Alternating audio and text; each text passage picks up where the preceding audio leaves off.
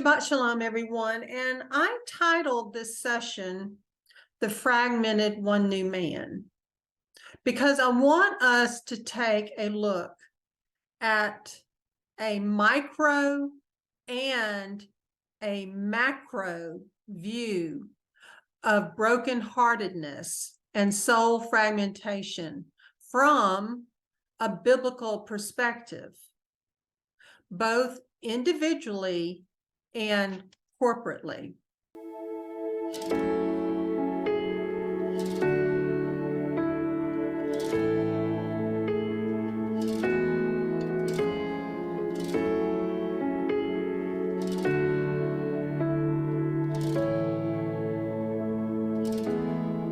I will stand with you. I will bow down to you. I will obey.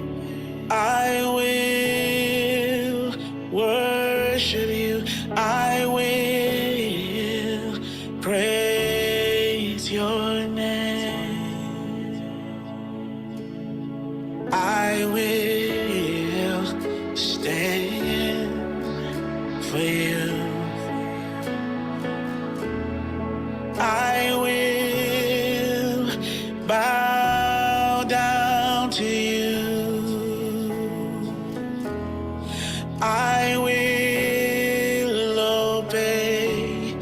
I will worship you. I will praise your name. Your name.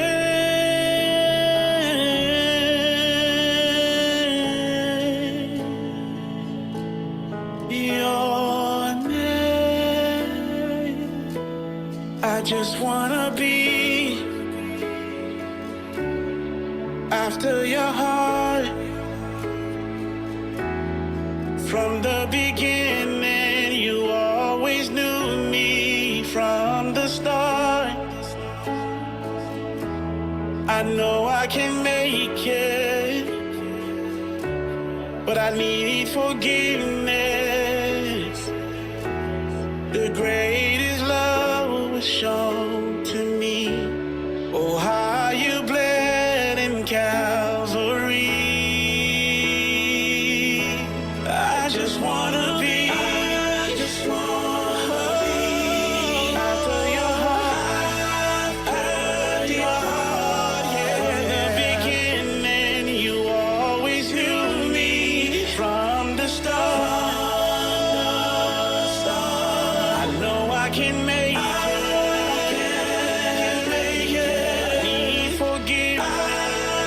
Need forgiveness. Greatest love shown to me.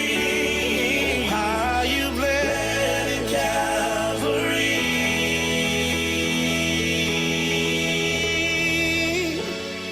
Oh, you died for me. You rescued me and set me free. I just wanna be someone after your heart. After your heart. After your heart. I just wanna be someone. Oh, after your heart. After your heart. After your heart.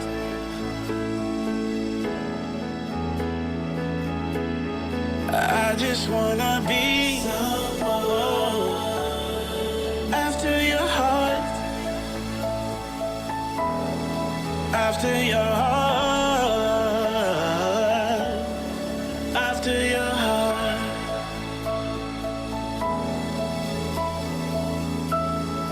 I will stand For you,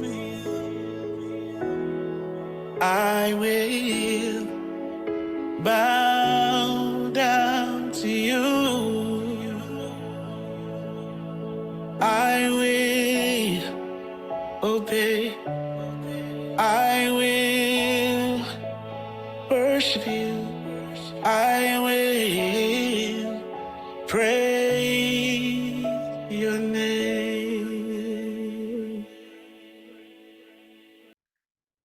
So I broke this session up into 4 parts, and I'm assuming that most of you all have had an opportunity to watch part 14 of the Fragmented Soul, titled Systems. And we may spend some time this Shabbat and next Shabbat on part 14. So this is our intro to part 14.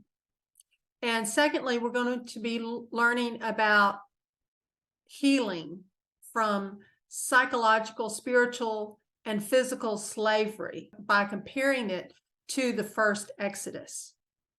And that's not only on a corporate level, but an individual level of what we can learn from the first Exodus. Because the 5 V's definitely applied to the first Exodus as they were led out of slavery after they had been violated, did it not? Did they not ventilate to Yahuah? Did Yahuah not hear them ventilate to him? Did he not have compassion? Did he not validate them? Absolutely. Absolutely. So that's going to take us into how the 5 V's can apply to us as a corporate body of Yahushua HaMashiach, and how the 5 V's apply to us in healing individually.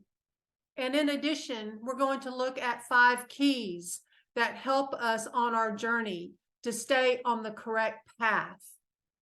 His path, not man-made paths, but his path. And we're going to look at that some more. But part 14 is about systems and how some individuals with multiple fragmentations develop systems to deal with that. And sometimes there are groups. Sometimes some people create inner worlds to deal with their fragmented soul. But make no mistake, all of us are on this continuum of brokenheartedness, whether it's a single broken heart to multiple fragmentations, to even more severe cases of multiple personality disorders and so forth. But all of us are on that continuum. And we must not forget that that was one of Yahusha's main purposes. He came to heal the brokenhearted. You cannot make it through this life without brokenheartedness and fragmentation. And we must also understand, as Pastor Bob has emphasized many times, that that was a mechanism Yahuah put in us to protect the rest of our soul when we suffer a broken heart or we suffer a fragment, so that we can still function. But he doesn't want us to leave it fragmented and broken. He wants to heal that. But due to the various levels of wickedness in this world and what some have been exposed to, some have more complicated situations than others. But Yahuah knows it all. He is the balm of Gilead that can flow through all those fragmented parts and bring us back together as one, individually and corporately. Our introduction is about our journey of healing from life in this fallen world that can be applied both individually and corporately as the one new man. In our previous session, we saw how multiple fragments of an individual could be grouped together as one group with a spokesperson.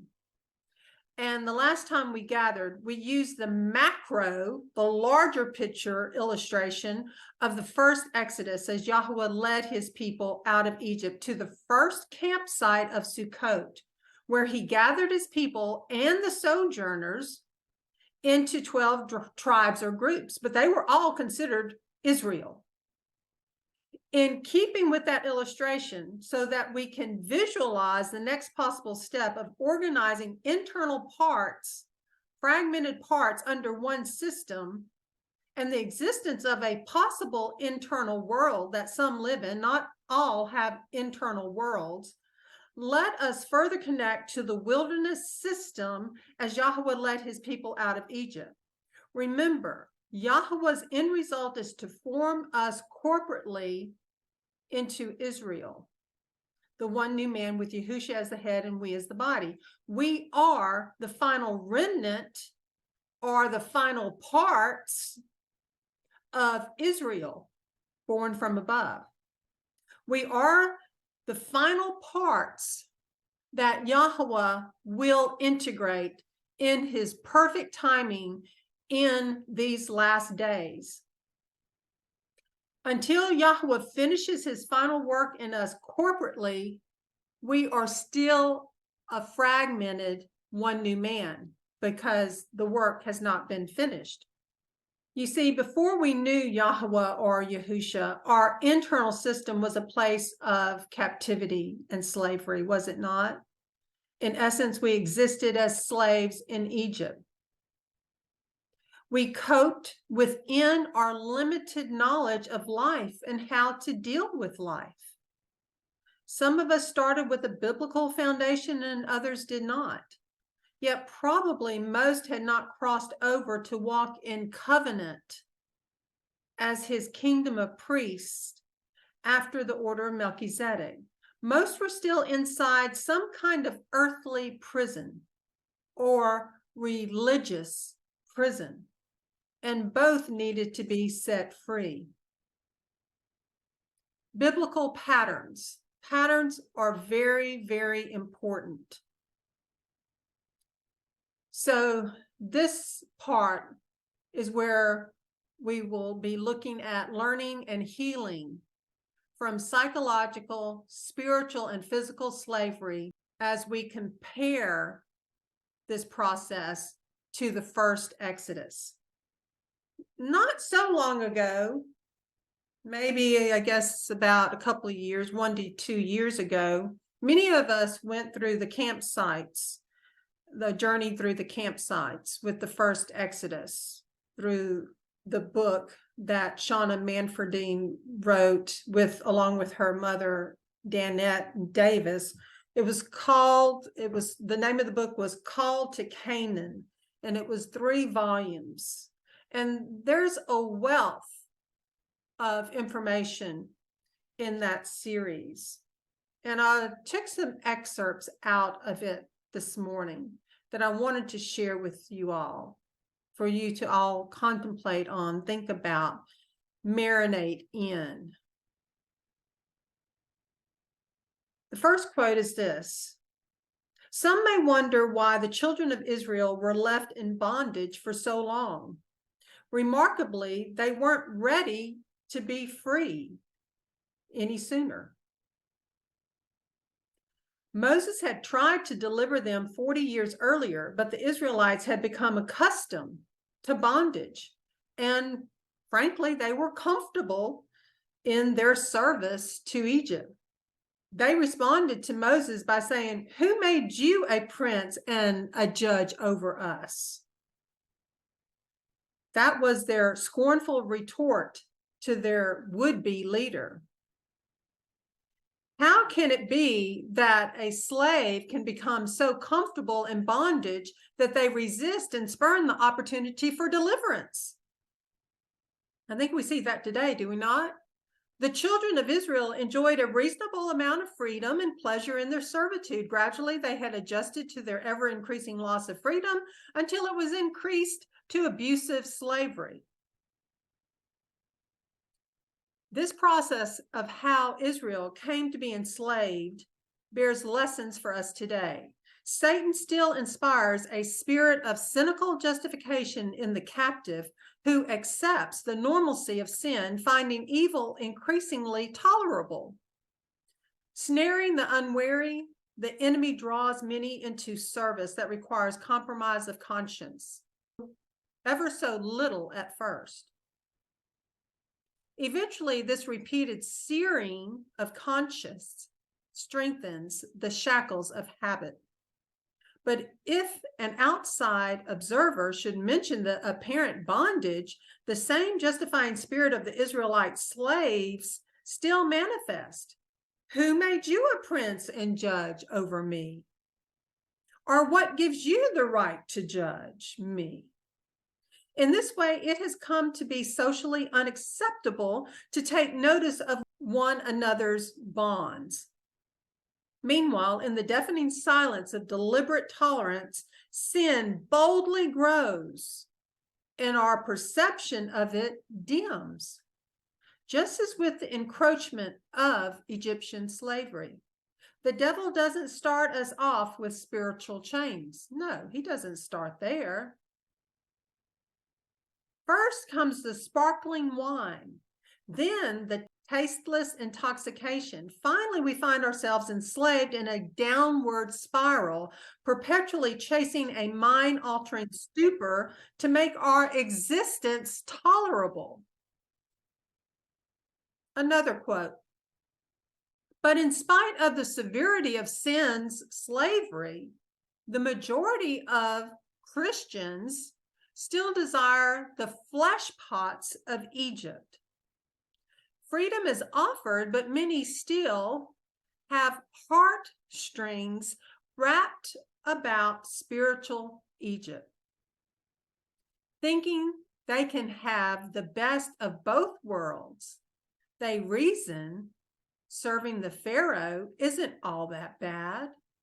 Like Israel of old, before we can find true freedom in following the Messiah, we must escape the bondage of the heart.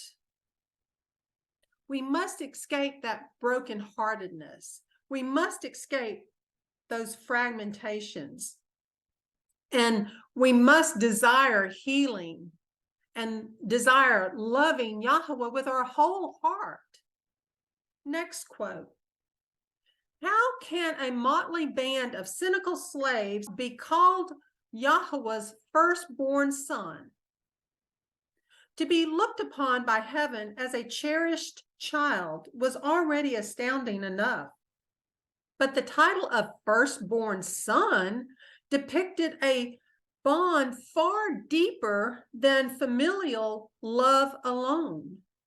According to scripture, the firstborn received the spiritual birthright and blessing.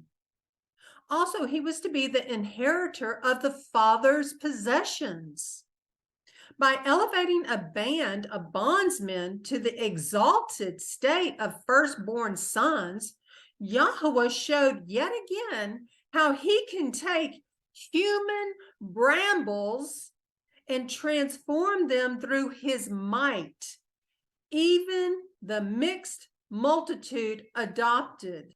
The seed of Abraham has always been about spiritual birth. Thus, the individual who acknowledges and serves Yahuah wholeheartedly is called his firstborn, regardless of natural birth order. They which are the children of flesh, these are not the children of Elohim, but the children of the promise are counted for the seed. So this is a process of Yahuah taking this multi-ethnic group out of slavery of Egypt and taking them just as they were, broken and beat up, disconnected, disjointed, didn't even know who they were. He took them and he called them. And he called them out on a feast day. He called them out after the Passover into the Feast of Unleavened Bread. So they left that bondage in Egypt. But that doesn't mean they were healed, does it? No, it doesn't mean they were healed. They had a lot of healing to be done individually and corporately. The bondage of Egypt behind them and their bread dough wrapped in women's aprons, the tense and tired nomads set up their first camp at Sukkot, meaning temporary shelter, temporary booths. Sukkot in the Egyptian language stood for the place of transition, the coming out of darkness into the dawn of a mysterious new beginning. And that's the journey we're all on, is it not? Individually, did we not all come out of darkness into the dawn of a mysterious new beginning? Each of us individually, are we not still on that journey individually and corporately, trying to come together on our feast, trying to understand how we're part of the one new man, how Yahuah has integrated us in a special role in that one new man, how he is loving us and healing us individually of our brokenheartedness and fragmentation, because he wants us to love him with our whole heart individually, and eventually he wants us to love him with our whole heart corporately. In Hebrew, Sukkot, this name stands for a quick rise from the lowest level to the highest. Not only had the new nation moved quickly from a low state to a high one, but we too moved from a lost in slavery state to a state of being free in Yahusha when we begin the spiritual exodus. And might I add, also the spiritual healing. Next quote.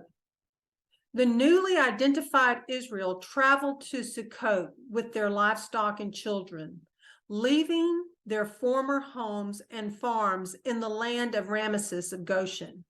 We have left our past, but some of those memories linger.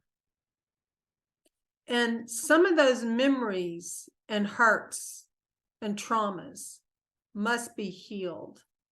Those violations must ventilate those to others, trustworthy others, whether it's a coach, whether it's a direct communication with Yahuah, so they can be validated. And then we can move on to vindication, that very important step of forgiveness, and then on to the next step of eviction. So the newly identified Israel traveled to Sukkot with their livestock and children, leaving their former homes and farms in the land of Ramesses of Goshen. About 25 miles from Ramesses, Sukkot was the place where the sons of Israel paused to retrieve the bones of Joseph from his tomb at Karnak. Sukkot was a military base on the eastern border of Egypt, large enough for this great number of people and flocks to assemble and organize into ranks or tribes. I mean, this portrays to me the first system, if you will, as they were coming out of that slavery mentality into a warrior mentality. The first system, it was designed as a military base, if you will. And they were organized and assembled by tribe and organized into ranks. Then they would then be able to depart from Egypt's border in an orderly fashion by the way of the wilderness. So systems are needed to be created to assist us in healing. So they proceeded in an orderly fashion by the way of the wilderness toward the Red Sea. The line of fortifications, which was intended to keep the Bedouins out of the delta, was approached and crossed without incident. The fortification line consists of a wall strengthened by small towers, which formed an obstruction most found difficult to pass, because it was characterized by immense areas suited to assembly. Sukkot was the spot the formidable Egyptian army used to assemble in preparation for their military expeditions to the north. Yet right here, under their military noses, so to speak, Moses quickly organized the children of Israel. See, it has to be, and Moses was a type and shadow, was he not, of Yahusha, who will lead us in the second Exodus, the greater Exodus, if you will. Significantly, the end is being told from the beginning. We might wonder how Moses got past these guardhouses with nearly 3 million people plus millions of livestock and countless wagons. Nothing is impossible with Yahuah. That's why it will take him to integrate and heal our broken hearts, to integrate our fragmented soul, so that we can love him with our whole heart. And the tools we have been studying about have been the 5 V's. And those 5 V's we can use on an individual basis. We can commune with Yahuah and tell him about our violations. We can commune with our broken hearts and fragmented parts. And we can use these 5 V's that way, or we can work with a trusted coach that we can express violations that we've been through. We don't have to relive them. We don't have to go into gory details. We don't want to re-traumatize people by going over every detail and all of this, and that just wears down the saints. But it does need to be ventilated, and we do need to be validated. Whether some of our fragmented parts need to be validated, or we just need a listening ear that after we share our violation and express it, that another can validate. Of course, we don't validate pity parties. We talked about that. We try to ask the right key questions as well, not to prevent the looping syndrome, and get to the core issue, you know, to bring in multiple witnesses to identify what is the core issue going on here.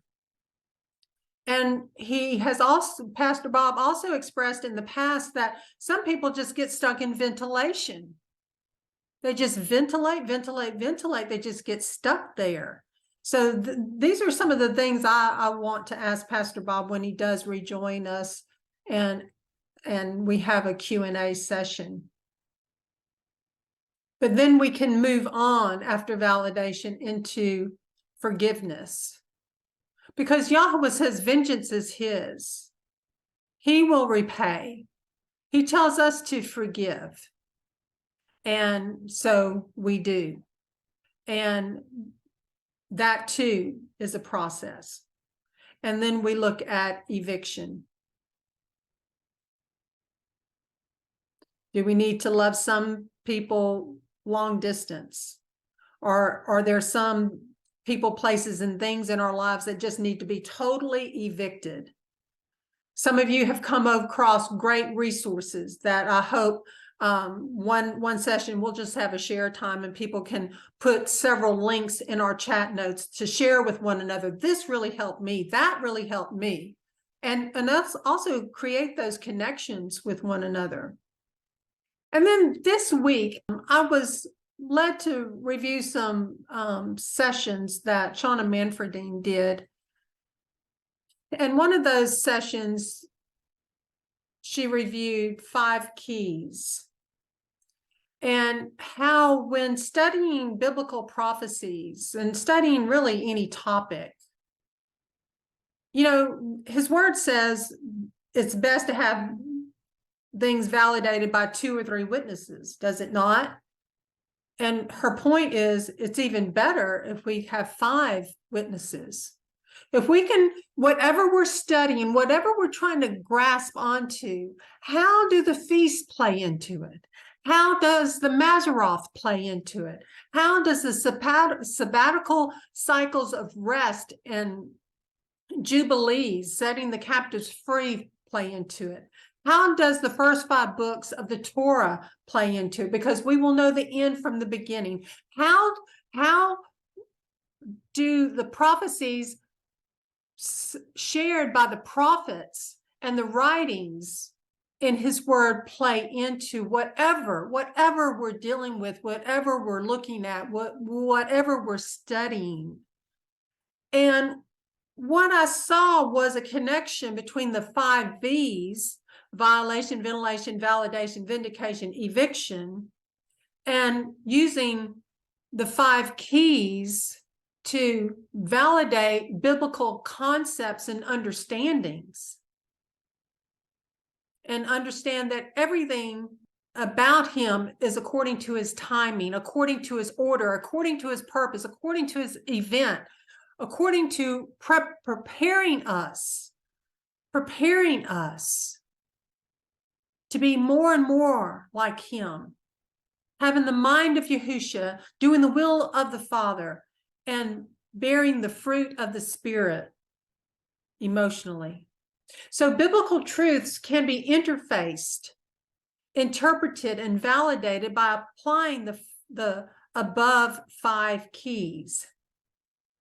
Therefore, when studying a topic, we should look at the topic from all 5 interlocking keys. Otherwise, the actual truth may not be found, or it may be skewed. And I think that most of the time we did incorporate many of these 5 keys. We may not have incorporated all of them, which I think this is a very good diagram to consider and not forget. Well, what does the Maseroth say about this? And what does the prophet say? And what does the Torah say?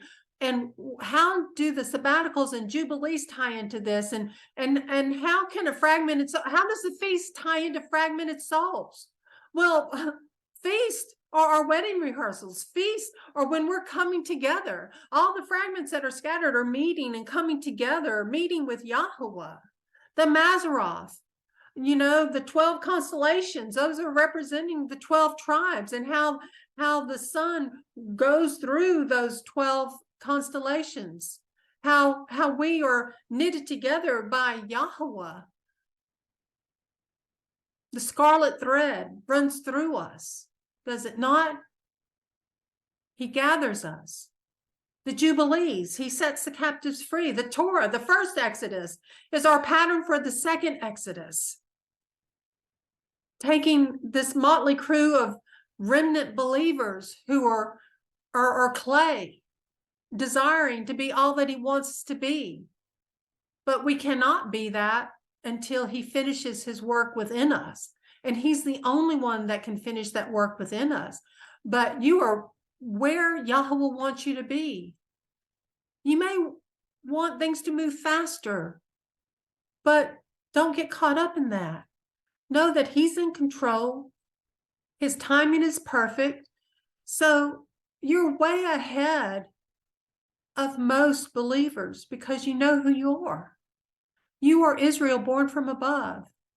You have entered into the new covenant. You've been washed by the Lamb. You know that you are part of his kingdom of priests after the order of Melchizedek, and he is the head. You know that he has restored the Melchizedek priesthood back to its reigning position. You are so far ahead. You are so far ahead of most of those that call themselves believers. You are so far ahead. Don't forget that. So I could see this week how these 5 V's and the 5 keys, when they work together, can create that balm of Gilead, the balm of healing Yahuah provides. I mean, 5 witnesses, that's powerful. 5 V's, those tools are powerful. Proverbs chapter 18, verse 17 says, the first to state his own case seems right until another comes and examines him. So if some of us become coaches, or if we are coaching ourselves through these processes, you know, maybe a part may state their case and it may seem right, but with asking the right key questions, we can get more witnesses if that is the right view and understanding, or is there a misunderstanding there? The same way with studying any topic in his word. You know, maybe someone is really focused on the feast and what they're thinking of. It all comes together because of what they've been studying about the feast. But that's one witness. But does the Maseroth support that witness? Does the sabbatical jubilee support that same witness? Does the Torah support it? Do the prophets support it? Multiple witnesses. 2 or more witnesses, and even 5, that's even off the chart better. So Proverbs 18:17 helps us understand the importance of multiple witnesses. We can look at these keys as witnesses. Therefore, if we apply these keys to our study of the fragmented soul, will it be possible to not only see the biblical truths that apply to us individually, but also as the one new man? Would this process validate and show us that the practice of using the 5 V's is very much embedded in his word for healing the brokenhearted? This is what has evolved in my study of the fragmented soul. For me, this topic moved from a micro view at an individual level to a macro view, which let me know that Yahuah's Ruach HaKodesh led Pastor Bob and us to an amazing biblical topic that affects all of us individually and corporately, and which most do not even understand the magnitude of what a broken heart can do and what the purpose is for it, nor do they understand multiple fragmentations, nor do they understand the reality of people's deep struggles with multiple personality disorders and the need for healing, and not necessarily deliverance, but sometimes a person needs healing and deliverance. And you don't want to deliver a person if they really need healing. And you just don't want to focus on healing when they actually need deliverance. There's a lot to it. There's a lot to it. And I feel like we're just scratching the surface, but praise Yah. Praise Yah. We see it. We see it. Jeremiah 29:13. And you shall seek me and shall find me when you search for me with all your heart. And if you have a broken, fragmented heart, that's going to be difficult to do. That's why he came to heal the brokenhearted, because that's how he wants his bride to love him. He wants his bride to love him with our whole heart. And just who was Yahuah speaking to through Jeremiah? We find the answer in Jeremiah 29:1. And these are the words of the letter which Jeremiah the prophet sent from Jerusalem to the rest of the elders of the exile and he's speaking to the priest, and he's speaking to the prophets, and to all the people whom Nebuchadnezzar had exiled from Jerusalem to Babel.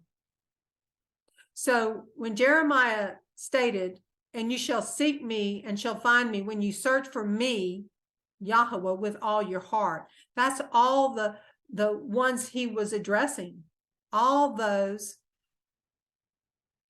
sent from Jerusalem, to the rest of the elders of the exile, to the priests, to the prophets, and to all the people whom Nebuchadnezzar had exiled from Jerusalem to Babel. Those were all the fragments. Those were all the parts that Yahuah sent a message to. And if he sends messages at that macro level to the one new man, he can send messages to our fragmented parts and give us that healing. Luke 10:27, and he answering said, you shall love Yahuah your Elohim with all your heart and with all your being or soul and with all your strength and with all your mind, and your neighbor as yourself. See, it's always been about the one new man being in one accord with Yahuah. It's always been about unifying his people into the one new man. And it's always been about him wanting to heal us individually as well. Did he not, when he walked on this earth, did he not go and have compassion? Did he not go from one to the next, to the next, to the next, to heal, to cast out demonic spirits, to heal illnesses and so forth? So in Luke 10:27, who was he telling? You shall love Yahuah your Elohim with all your heart, with all your being, with all your strength, and with all your mind, and your neighbor as yourself. He was speaking to, in Luke 10:25, and see, a certain one learned in the Torah stood up, trying him and saying, teacher, what shall I do to inherit everlasting life? And that is what we need to do. He answered him saying, you shall love Yahuah your Elohim with all your heart, with all your soul, with all your strength, and with all your mind, and your neighbor as yourself. That's our goal. That's our goal. Do we fall short of it sometimes? Yeah. But that's why we have Yahusha.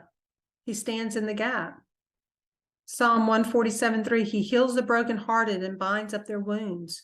Yah speaks to both the individual and the corporate body with a desire to heal their brokenness. Psalm 147:12-14. Extol Yahuah, O Jerusalem. Praise your Elohim, O Zion, for he has strengthened the bars of your gates. He has blessed your children in your midst. Who makes peace in your borders? He satisfies you with the finest wheat. He makes peace in your borders. He satisfies you with the finest wheat. So in the diagram here of when the 12 tribes entered the promised land and they made their settlements, they each had borders. And Yahuah makes peace in those borders. He connects them in a peaceful way. He brings them together. And that reminded me of the various borders that happens to people individually, from the core or the genuine part to a level 1 split A and a level split B. And then from there, additional splits, and how we then deal with multiple fragments. And those fragments can have mind, will, and emotions, each of them. And the goal is to, again, the goal for all of us, individually or corporately, is to remember it is no longer we that live, but it's Yahusha that lives in us and through us. So if we want to be the one new man, we have to be echad with him. We have to be in one accord with him. And how do we do that? We do that by having the mind of Yahusha, not our own fleshly thinking and ways, but we work towards having the mind of Yahusha. What would Yahusha do in this situation? What's the Father's will? What do the 5 keys say about this? Emotions. Am I bearing the fruit of the Spirit? So we're calling our fragments, we're calling our brokenheartedness into healing by addressing those fragments, by communing with Yahuah, by speaking to those fragmented parts, whatever kind of parts they are. They may be violent parts. They may be little parts that we need to speak to at a childlike level. But with Yahuah, we are healed. And that's why he came. So we can't lose sight of that. So the one new man has 12 parts. Those 12 parts were then grouped into 4 quadrants. Were they not in the wilderness? The lion, the ox, the man, and the eagle. And each of the 12 parts had its own characteristics, did they not? The 12 tribes. Jacob expounds that in Genesis 49, does he not? Do you see how the parts were? How some parts, some tribes didn't jihad with other tribes, you know? They didn't have peace in the borders all the time. Now the final remnant is scattered. There's still parts that need to come together. We're still in that phase of healing as the one new man. And then in part 14, Pastor Bob talks about systems and how some people develop internal worlds and some don't. You don't have to live in an internal world, he expounds on, but some do, and it's a way that they can organize and work with the healing process, and they group them possibly in that way. But we have to also understand that this world wants to throw in their own systems for us and hurting people. They want to control the systems. They want to control what the internal worlds, do they not? Is that why metaverse was created? Put on these goggles and go into a different world, a different existence, be who you want to be, and just live in a fake fantasy reality? There's always a parallel system being run by Satan. So, with the first Exodus, what systems were created? What systems were created for the people out of Egypt when Israel was brought out of Egypt? Because after the sin of the golden calf, the system changed. Because at first, at Mount Sinai, they had entered into their marriage ketuvah, the book of the covenant. That was a system, was it not? It was a system of how to live, how to commune with Yahuah, what was the right things to do. And after the sin of the golden calf, as a corporate body, Israel had committed adultery by worshiping that golden calf. Even if all of Israel, even if not all of them chose to do such or participate in such, they were still part of the one new man and thus would suffer the consequences, whether they were willing participants or not. And Pastor Bob talks about that in the abuse that some have suffered. They weren't willing participants, but they were involved in that act of sin. So they should ask for forgiveness, even if they were unwilling participants. Same way with the Israelites out of Egypt. And then some of them really made a hoopla over the golden calf. And Aaron kind of was a main participant in it. So, but the whole corporate body suffered, even though some were unwilling participants. They still all needed to repent because they were one body. We are intricately connected to one another, those that are believers, and we are only as strong as our weakest link. That's why we need to work on ourselves individually through sanctification. So when we do that, we make the whole body stronger. And when we help others along in this process, we also make the whole body stronger. But it's his Ruach HaKodesh that leads and guides us. It's Yahusha that heals us. It's Yahusha that integrates us. So to spare their very lives, another system was created, was it not? The book of the law. Because Israel was fragmented. They had issues. They had major issues. So to spare their very lives, a new system, 14 of the Fragmented Soul series, they needed a system. To spare their very lives, a new system would be put in place. That system would be a tutor, a schoolmaster, called the Book of the Law. The Book of the Law was a harsh schoolmaster and would come with blessings and curses. But it would spare their very lives. Their world with Yahuah would take on a whole new shape, and this system would function very differently from the first system. But it was necessary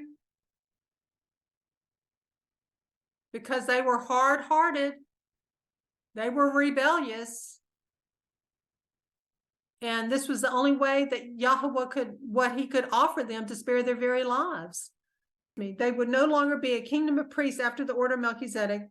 They now would function as a nation with a priest until Yahusha would come and once again integrate and elevate Israel back to the reigning position of the Melchizedek priesthood with Yahusha as our high priest.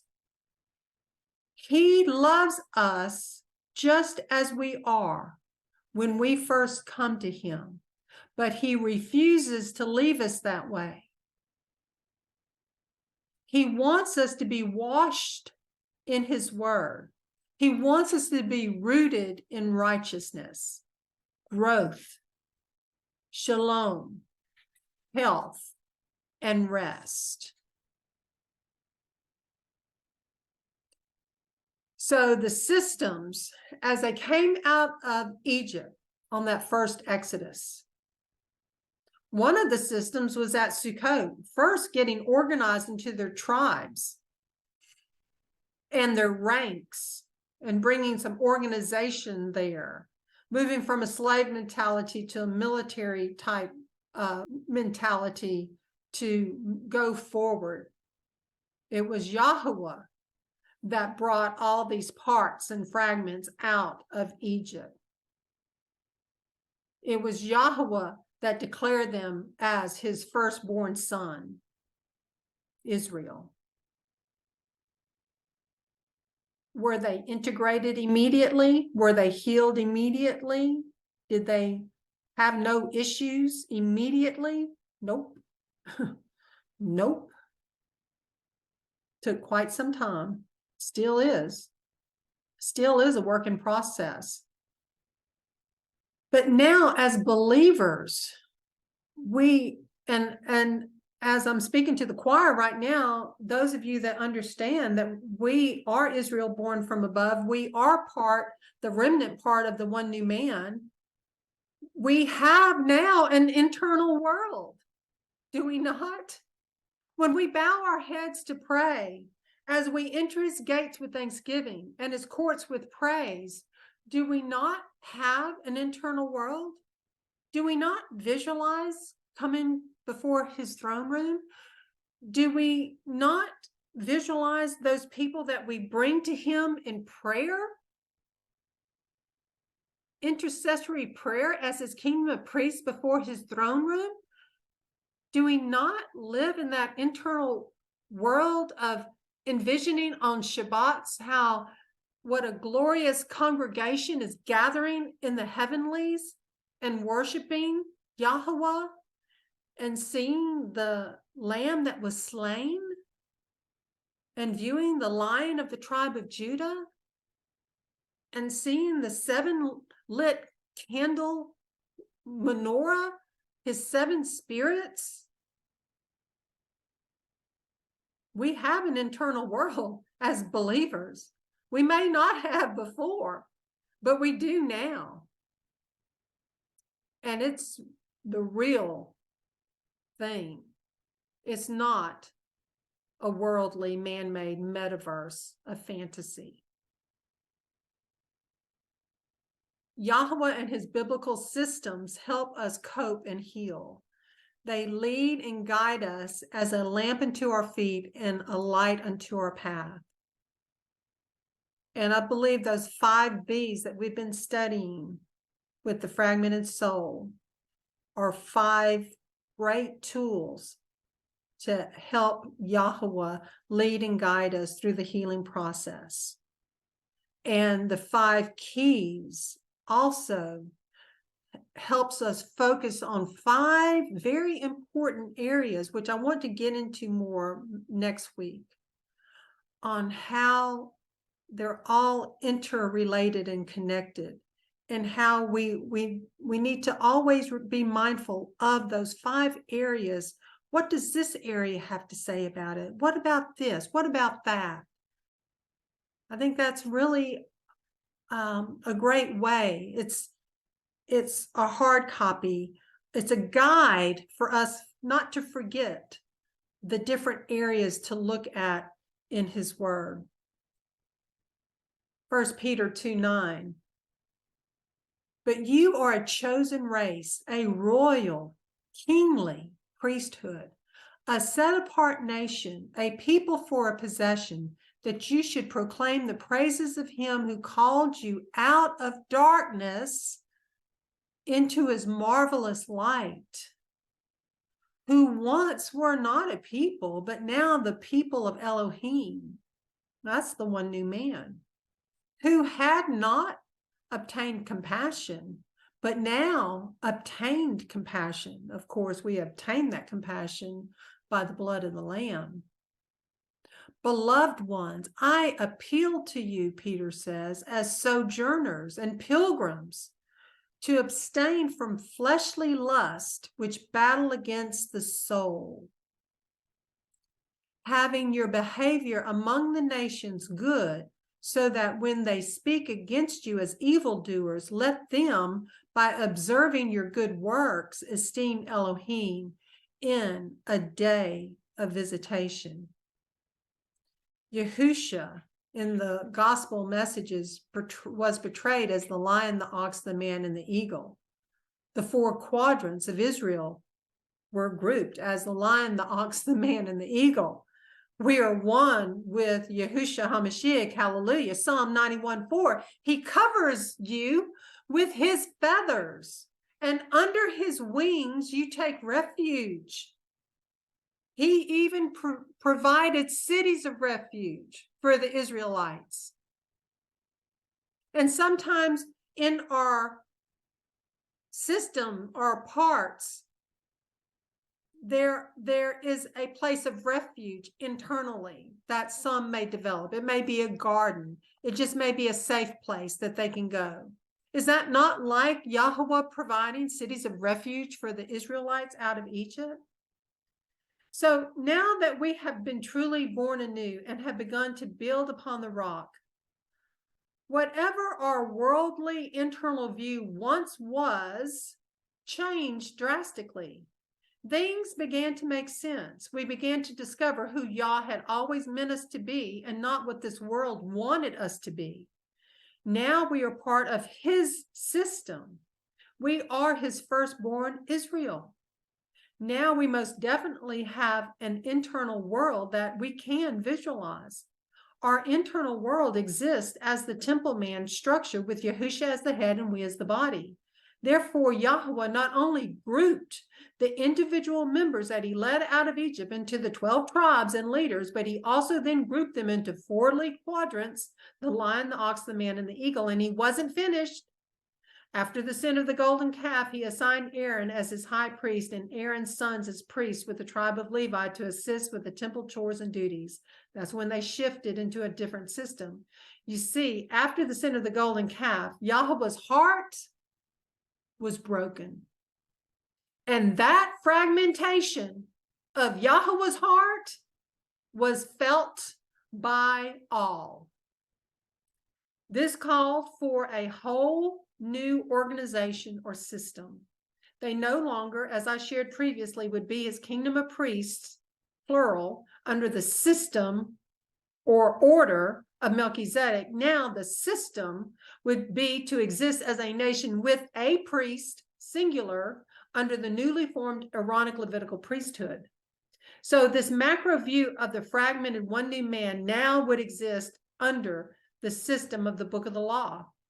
This schoolmaster or tutor would exist until Yahusha would come and heal the brokenness and fragmentation. When Yahusha, after the order of Melchizedek, Psalm 110:4 came, he brought healing, and he is diligently integrating our parts from every tribe, tongue, people, and nation. Now we can visualize our internal world as part of his set-apart nation and royal priesthood, because we are one with him. We are echad with him. We live and exist in his internal and eternal world. We carry out our priestly duties internally by entering his gates with thanksgiving and his courts with praise, both individually and corporately as we come together for his feast and his Shabbats. Prior, we may not have had an internal world we could visualize, but now we have an internal world where we have been set free and we gloriously exist. Yes, we are still in this fallen world, but only as his royal kingly ambassadors. Now, this world is not our home. So I hope this helps us understand and relate to the reasons why some may create an internal world to exist in individually before they receive their healing and integration from Yahuah. Yahuah is the only one that can integrate fragmented parts and make them whole, both corporately and individually. He wants us to go to him and reason together with him. So in summary, we looked at the intro to the Fragmented Soul, part 14. We will look at the presentation by Pastor Bob next week.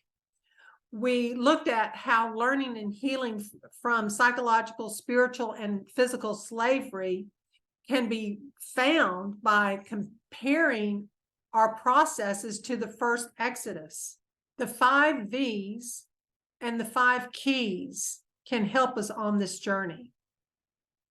And systems, he leads and guides us and shows us how to organize internally a system to deal with our fragmentation and brokenness, because he knows us better than we know ourselves.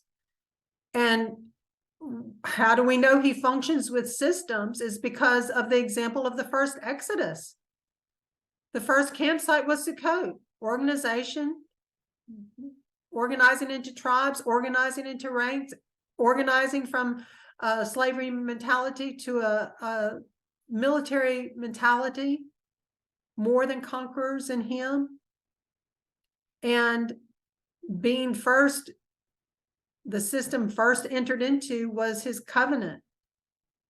Our marriage ketuvah was the first system. That's what he desired for us until the sin of the golden calf. Then the system had to be changed for our own good, for our healing, for our survival. So Yahuah knows about these systems. And I think it's just awesome how this series has opened up so much, a bigger macro view of what is actually in his word that helps us. And it rather validates why people sometimes create inner worlds. It's not everybody has an inner world. Not everybody, can visualize their inner world. But as believers in Yahusha, we most certainly can. As his kingdom of priests, as the temple man, as understanding the wilderness temple system, the outer court, the holy place, and the Holy of Holies. We understand how and visualize how to enter his gates with thanksgiving and his courts with praise. So I hope this helps us as next week we will view Pastor Bob's part 14 of the Fragmented Soul on systems. Shabbat Shalom.